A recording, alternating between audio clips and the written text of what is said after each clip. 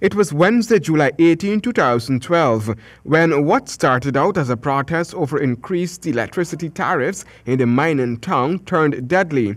3 persons were shot and killed by police officers during a confrontation between the protesters who had blocked the Wismar-Mackenzie Bridge. A number of persons were also injured. At the time, the Ghana Human Rights Association had publicly expressed disgust at what transpired.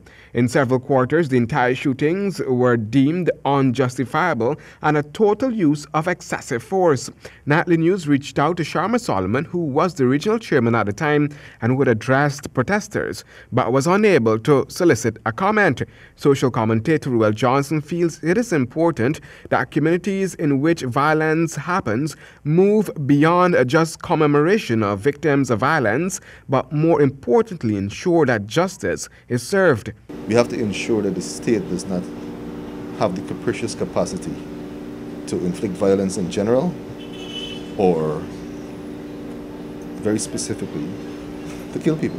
Johnson made a point that the killing of the Linden Three remains a case of unjustifiable state violence. And for me, that's the distinction. And no case has been made that these people, and it wasn't just a case where 3 people were murdered. You had citizens who were protesting on the bridge, were injured, just not fatally. So those victims still exist as well. And again, they have not been served justice.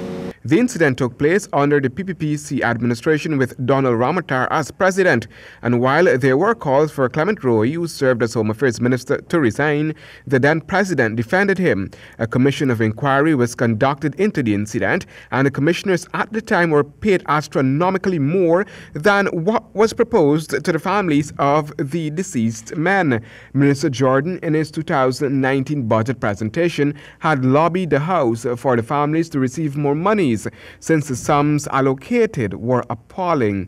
Handel Duncan, HGP Nightly News.